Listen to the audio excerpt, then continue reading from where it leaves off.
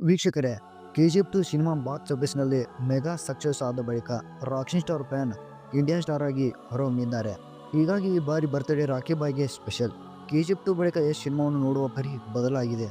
ಲೆಕ್ಕಾಚಾರಗಳು ಬದಲಾಗಿದ್ದಾವೆ. ಈಗ ಕೇವಲ ಕನ್ನಡ ಸಿನಿಮಾ ಅಂತಷ್ಟೇ ನೋಡುತ್ತಿಲ್ಲ, ಕನ್ನಡ ಸಿನಿಮಾವನ್ನೇ ಗ್ಲೋಬಲ್ ಲೆವೆಲ್ಗೆ ತಲುಪುವಂತೆ ಮಾಡುವ ಗುರಿ ಇವರದ್ದು. ಹಾಗಂತ ಇದು ಇಂದು ನಿನ್ನೆಯ ಲೆಕ್ಕಾಚಾರವಲ್ಲ. KGFಗೂ ಮುನ್ನವೇ ತನ್ನ ಭವಿಷ್ಯದ ಬಗ್ಗೆ ಸ್ಕೆಚ್ ಹಾಕಿದರು. ತಾವು ಅಂದುಕೊಂಡಂತೆ ಯಶ್ ಮುನ್ನಡೆಯುತ್ತಿದ್ದಾರೆ, ಅದಕ್ಕೆ ತಕ್ಕಂತೆ ಯಶಸ್ಸು ಕೂಡ ಸಿಕ್ಕಿದೆ. ರಾಕಿ ಬಾಯ್ ಅಂದುಕೊಂಡಂತೆ ನಡೆಯುತ್ತಿದೆ. ಯಶ್ಗೀಗ ಸಕ್ಸಸ್ ಸಿಕ್ಕಿದೆ, ಹೆಸರು ಬಂದಿದೆ, ಹಣ ಆಸ್ತಿ ಎಲ್ಲವೂ ಇದೆ. ನ್ಯಾಷನಲ್ ಸ್ಟಾರ್ ಆದಮೇಲೆ ಯಶ್ ಆಸೆಯ ಮೌಲ್ಯ ಎಷ್ಟು, ಈಗ ಸಿನಿಮಾಗೆ ಪಡೆಯುವ ಸಂಭಾವನೆ ಏನು, ಎಲ್ಲೆಲ್ಲಿ ಹೂಡಿಕೆ ಮಾಡಿದ್ದಾರೆ ಅನ್ನೋದನ್ನು ತಿಳಿಯೋಣ ಬನ್ನಿ. ಯಶ್ 2007ರಲ್ಲಿ ಚಿತ್ರರಂಗಕ್ಕೆ ಎಂಟ್ರಿ ಕೊಟ್ಟಿದ್ದರು. ಪ್ರಿಯಾ ಹಾಸನ್ ನಡೆಸಿದ ಜಂಬದ ಹುಡುಗಿ ಸಿನಿಮಾದಲ್ಲಿ ನಟಿಸಿದ್ದರು.